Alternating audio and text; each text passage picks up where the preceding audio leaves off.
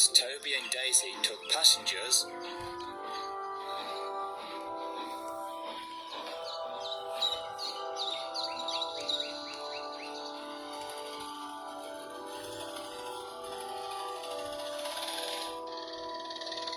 while Percy was shunting in the yard.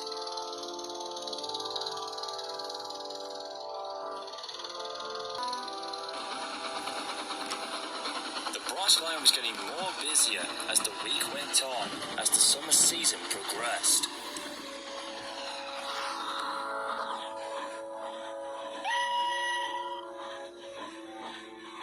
Thomas soon had to do some yard shunting, while Percy took over in pulling his coaches.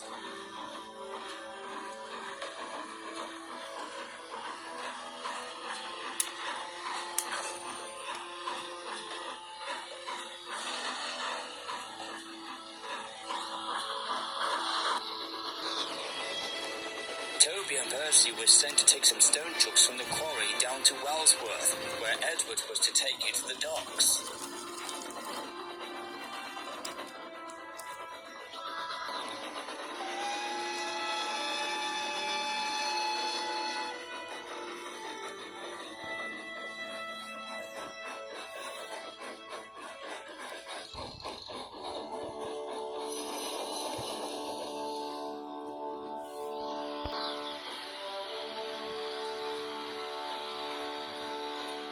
As they watched the train depart, the subject on Timothy began to play on their minds again.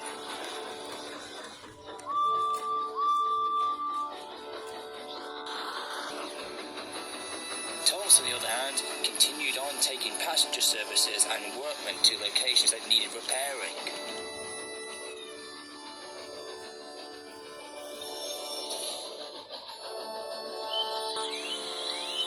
By the time the week had gone, the engines were totally exhausted.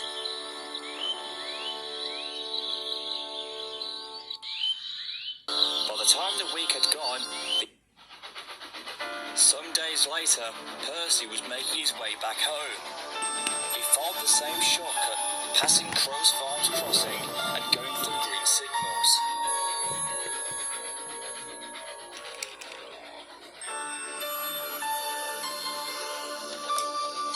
Just then he saw Toby in a siding by a signal box and came to a stop.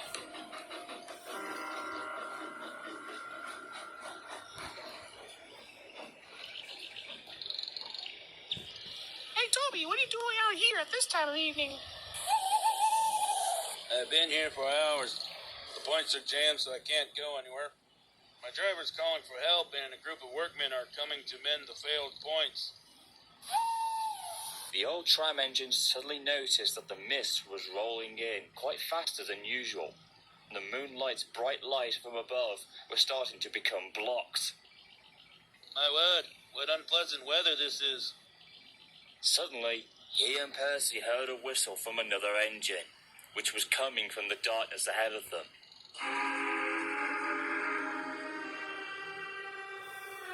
It was then heard again, followed by an echoing voice.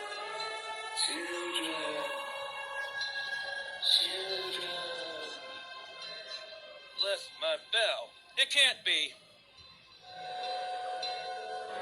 I like children.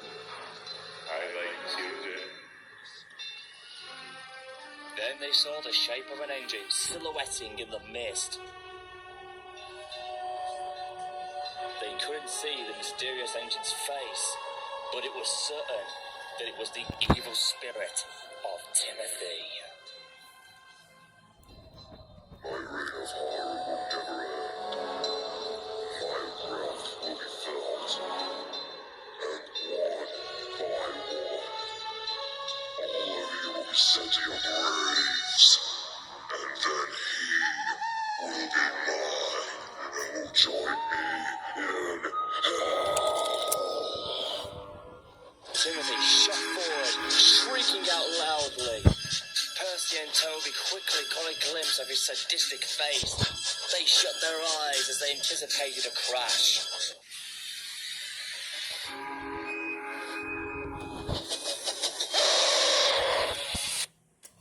Total silence fell. Percy opened his eyes first, then Toby. They looked around, but no one was there. Timothy had vanished.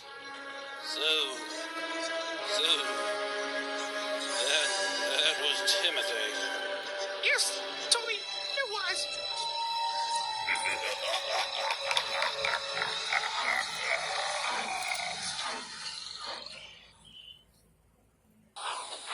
News of the encounter of Timothy's ghost soon spread down the line. But Percy and Toby were not the only ones who had caught sight of him. During the weekend, witnesses who were waiting for Thomas's evening train claimed to have seen Timothy, mostly scaring them and their children, as well as station staff and workmen.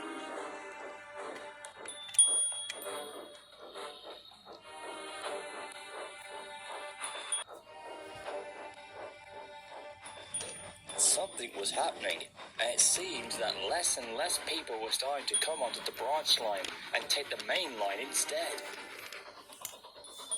Rumours began to spread, until one day, Toby was told about the rumour.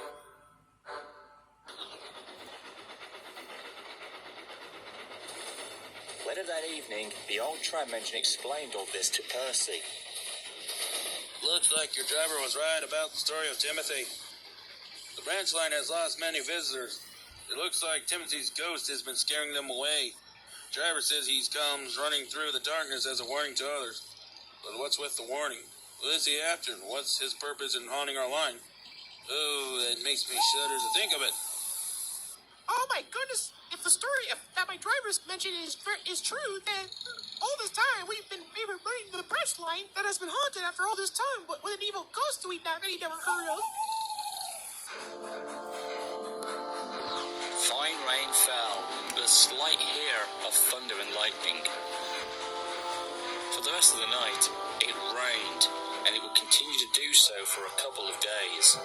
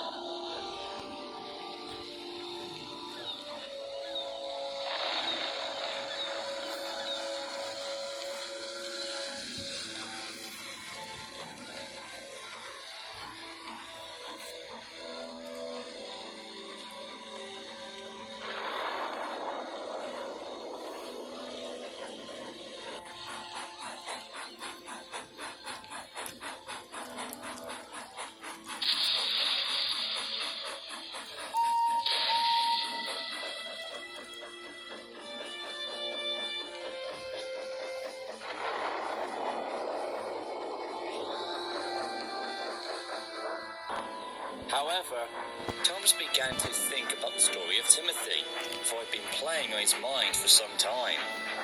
The little blue engine was now lost with questions he wanted answering, but there was a part of him that made him not to believe in all this.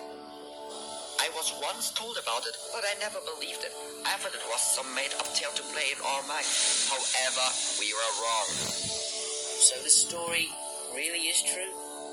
I can't be sure, but if this ghost story is, and that this incident about our engine who had a similar appearance like you then. Then what?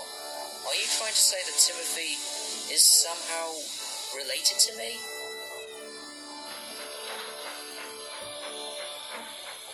For the rest of the afternoon, Thomas quietly worked and said nothing to anyone.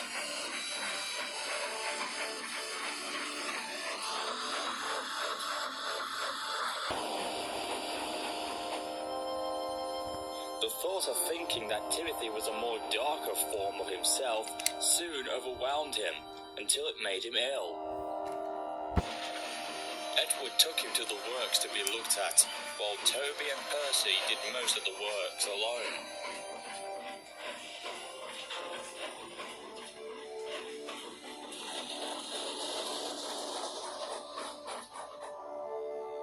Several weeks had passed, and there seemed to be no more signs of Timothy's evil spirit.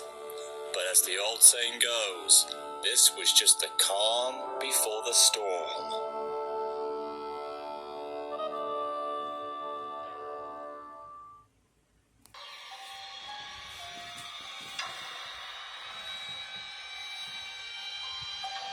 Future generations that live on this island don't even know who I am or know of my existence.